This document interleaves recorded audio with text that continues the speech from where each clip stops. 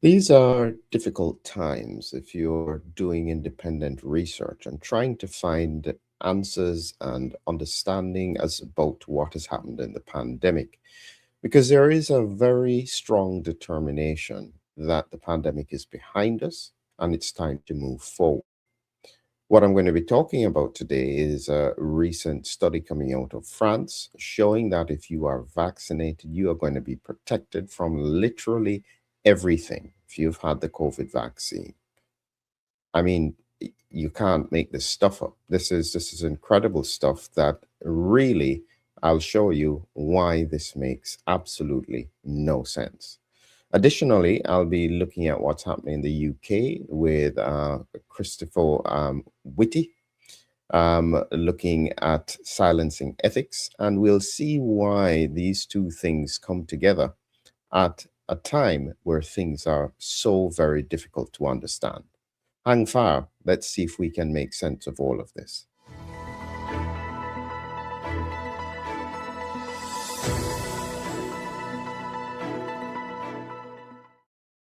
So, as I said, this study that has come out of France, and it's a huge, it's a population level study, looking at a COVID mRNA vaccination and 4 year all cause mortality among adults aged 18 to 59 years in France.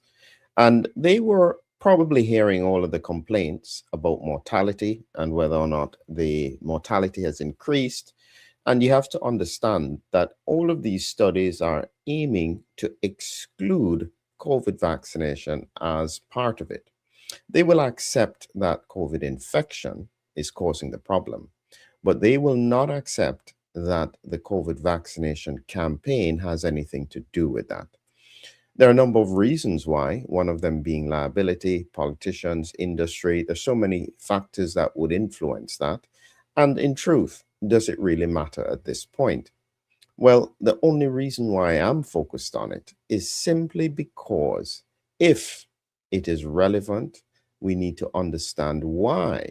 Because if you don't understand the pathophysiology, you cannot mitigate disease manifestations. And what it will mean is that you would have embedded in the population specific factors that can influence population health negatively and allow it to continue indefinitely until it can no longer be denied. This is exactly what happened with smoking. In the 1950s, they recognized there was an issue. The lobbying from the industry made them push back on it. They then allowed it to pass. It became embedded in society for 30 to 40 years until the health implications were so significant that they couldn't deny it anymore. And in effect, they have gone to the extent that they are largely banning smoking in most of the first world countries where you can't do it at work, in schools, in certain places. This is the impact that has happened, and you think how many lives could have been saved if they had just done the work and made the decisions in the 1950s for what they had seen. History has shown us multiple things like this, similarly with asbestos, and so here we are post pandemic, we seem to be facing another issue like this. So let's look carefully at what they were doing. So, as I said, they were looking at a cohort 18 to 59 years old, and they were looking for all cause mortality, which is always a good sign. I'm going to show you the conclusion here because this was a total of 22 million vaccinated versus 5.9 million unvaccinated. And they found no increase 4 year all cause mortality risk in individuals 18 to 59 years old who were vaccinated. That sounds like great news. And the problem I have is that when you see stuff like that, you think to yourself, hold on, I've just spent the last 4 years shouting about the fact that excess mortality is elevated. How in the world is this possible?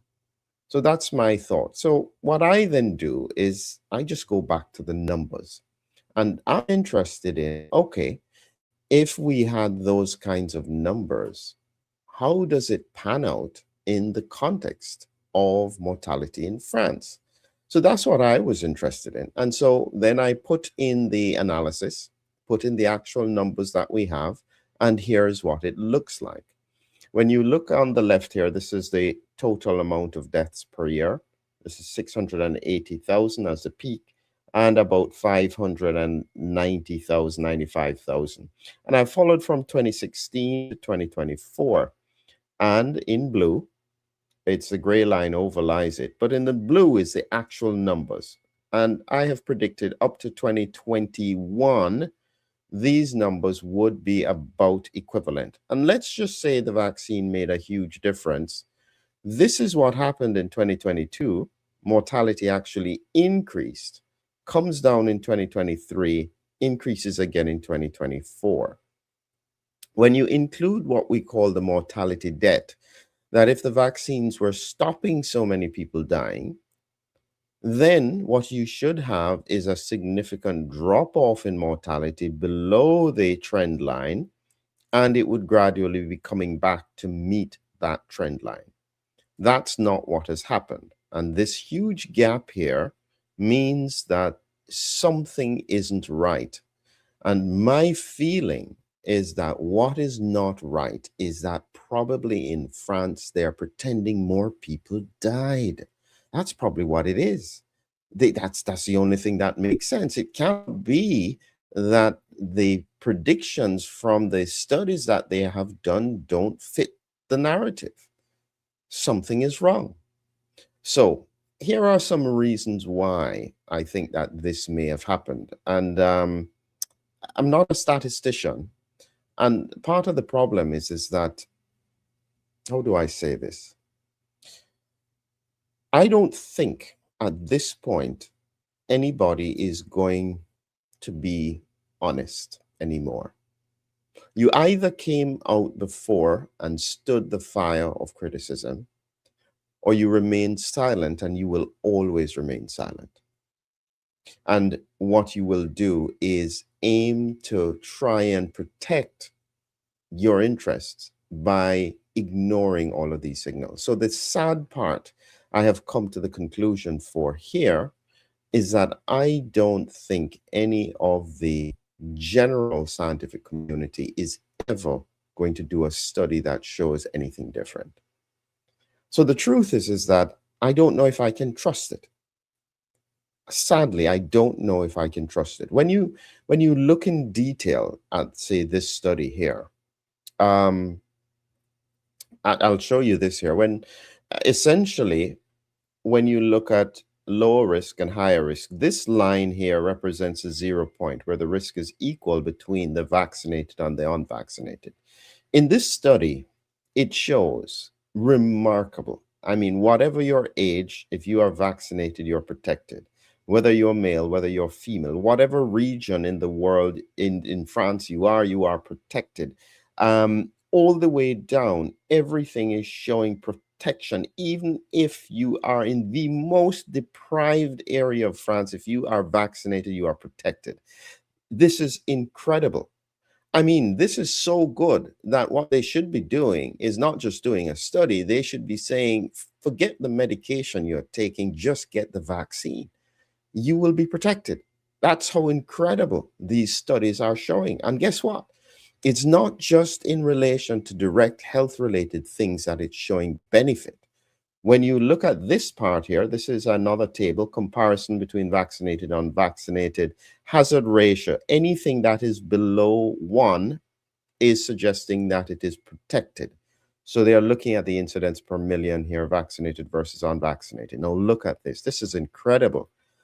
In terms of external causes of morbidity and mortality, including transport crashes, falls, drowning, unintentional injuries, suicide, self-inflicted injuries, every single one of them you are protected from if you are vaccinated. Wow.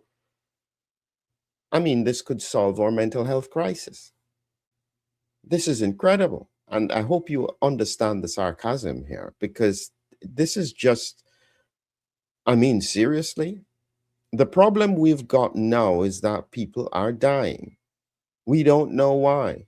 If you don't want it to be related to COVID vaccines and the pandemic, please tell us how COVID is doing it. My argument is that it is not simply about just the vaccine. It is the combination of a highly vaccinated region being reinfected with this spike protein virus that is causing unusual immune dysregulation. And this is what's driving the excess mortality. We are not necessarily, as far as I can see, there are no flags from the WHO that low vaccinated parts of the world, like Haiti, 2.7% percent vaccinated, Papua New Guinea, 4.5% vaccinated, they are not having any mortality flags. They don't seem to have morbidity flags. The pandemic is over in those parts of the world. So something doesn't make sense. And I mean, how long does it take for people to actually look at this stuff? So here is where I think all of this is coming from.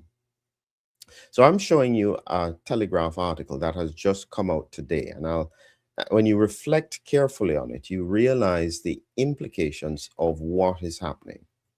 So Christopher Whitty was the lead in terms of the UK for the COVID vaccine, and what they're saying here in a big article in the Telegraph, give them credit. Whitty silenced COVID ethics advisors. So what happens is they said certain whistleblowers are saying the group was sidelined after raising unwelcome concerns about lockdowns and the vaccine. You know, they were saying things like vaccination saves lives, but it's invasive, it's irreversible, and may have long-term side effects as yet unidentified. This is barn door simple stuff. So this was just published here on the 6th of December. And essentially, they had a group, the Moral and Ethical Advisor Group, was set up to advise him and senior ministers on the complex policy questions expected to arise in the pandemic. However, they fell out of favor as they raised concerns about the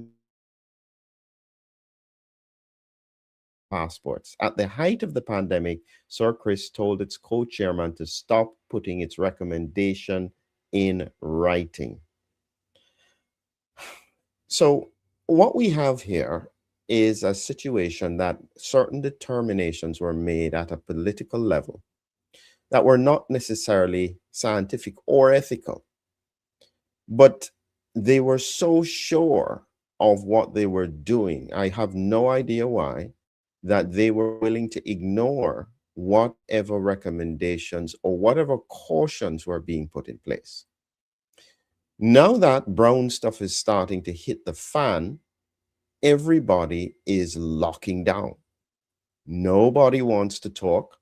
Interestingly, and this is how far it goes. When you look at it, so far, the COVID inquiry. So let me give you context here. What has happened is that there is a UK COVID inquiry. They are looking at all aspects of the pandemic, and they are trying to work out what was right, what was wrong, where things can be learned. It's supposed to be an objective inquiry looking at how we can do things better.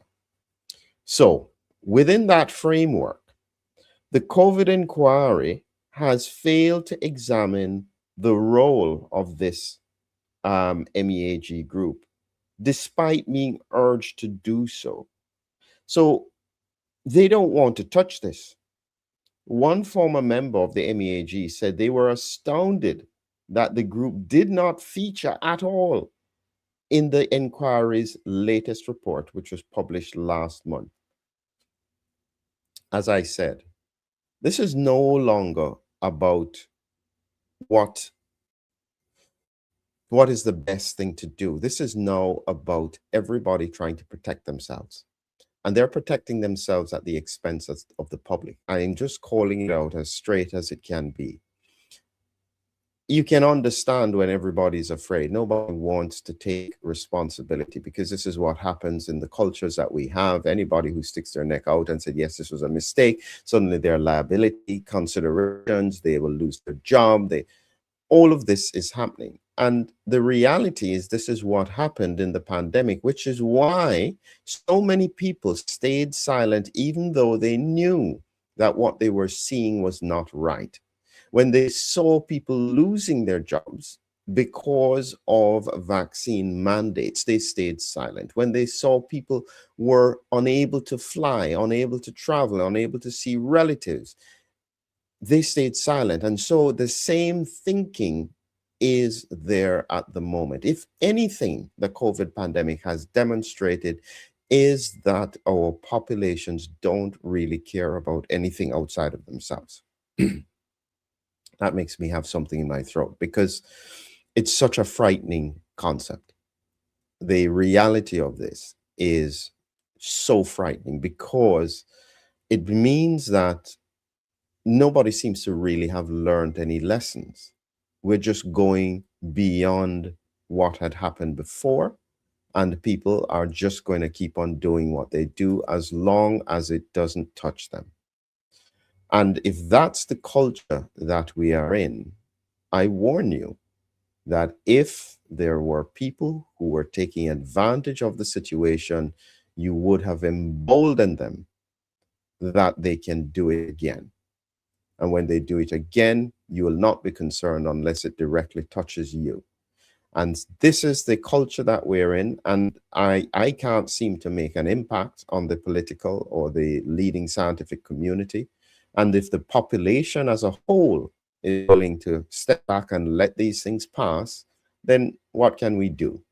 We just accept, because based on that study that I showed you coming out of France, if this study is correct, and if you have no questions about this, and if you are not insisting about it, you can expect someone to suggest that with this kind of benefit across the population, mandates should come back again because this is such a valuable health measure.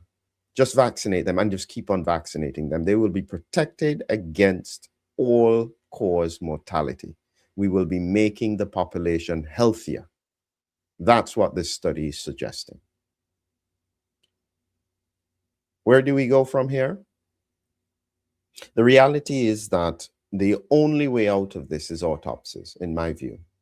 They will never do them, because I guarantee you, if they do them, that will destroy any narrative, because it will show clearly that immune responses, immune dysregulation is driving pathology everywhere.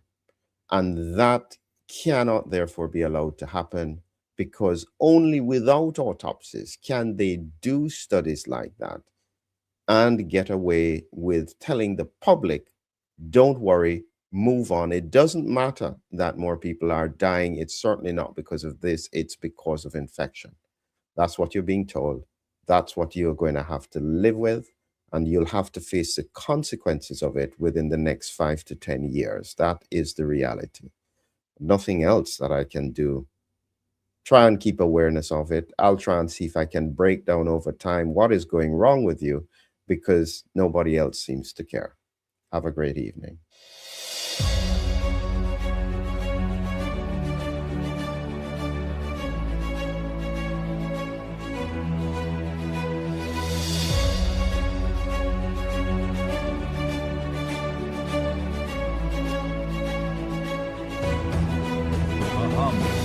A hero, an immune adventure. Humming Heroes, your lyrical guide to the body's defenders. Now on Amazon. Check the links below.